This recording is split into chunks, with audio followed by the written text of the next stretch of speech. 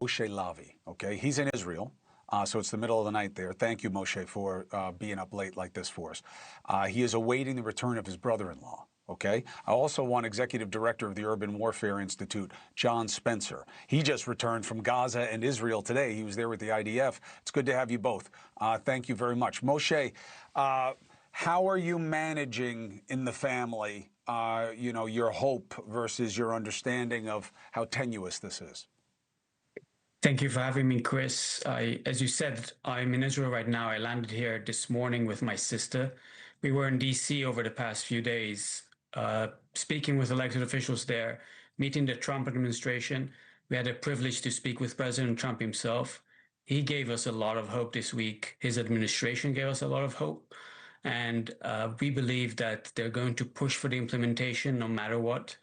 And we trust them, that they know what they're doing and that the framework in place will allow Israel to achieve small victories and then prepare ahead for the threat. So what does that mean, John? Obviously, look, if Monday happens, I heard the Prime Minister say we may not get back all the dead. How are we supposed to understand that? And how real do you think it is that this first phase happens? Because there's nothing without it. I think it's real. I don't think we would have had the breakthrough moment, the handwritten letter to the president, the announcement. And it isn't just the United States, Israel, and Hamas. So many other countries were, Turkey was there, Egypt, Qatar flew in. I mean, this is different than all the others. So I'm pretty confident that the exchange will happen. The IDF did immediately pull it. As you know, I was there 2 days ago inside Gaza City with them fighting the fight. And then as soon as the deal kicked in, they moved back to the line immediately, starting the clock. I do believe that there may have to be some searching for the bodies just based on the extent of the rubble, and they have a plan for that. But there are a lot of questions, but I think the first part, I have a lot of hope and confidence and the joy that I'm seeing in Israel and in Gaza from the Palestinian people that we've turned here. This is actually an end of the fighting. Hey, John, did you sense, of course, you were with the IDF, it's somewhat of a controlled experience, but the willingness of Palestinians for the next chapter, not just not getting bombed by Israel, but getting past Hamas into something that approximates a real government? Yeah, I did. Actually, I was with the IDF in Gaza City, still active fighting, lots of fighting that was going on, but also getting briefings about the clans that have said enough is enough. The other representations, like we were just saying, that Hamas, of course, will try to play some card, and this is why every point of the 20-point plan is the path to peace.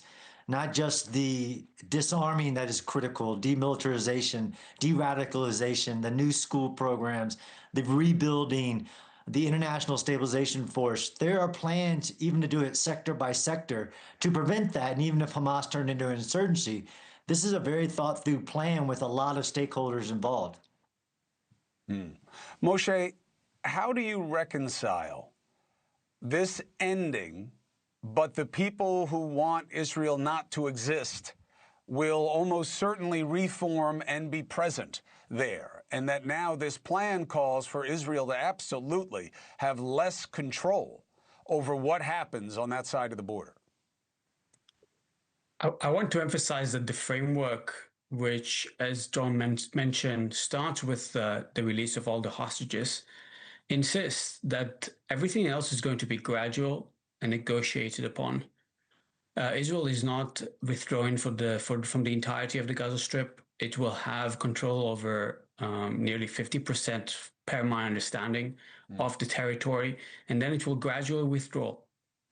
Only after the Palestinians will show their willingness to rise from the rubble and create a new society. If Hamas will be allowed to rule in Gaza again, we will return to this cycle of violence. And the Palestinians must understand that they need to have agency on their actions. They need to have agency on the political choices they make, just like the people of Germany had agency following the Second World War.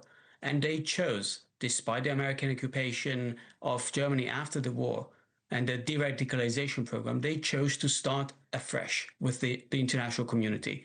I hope the Palestinians will do the same.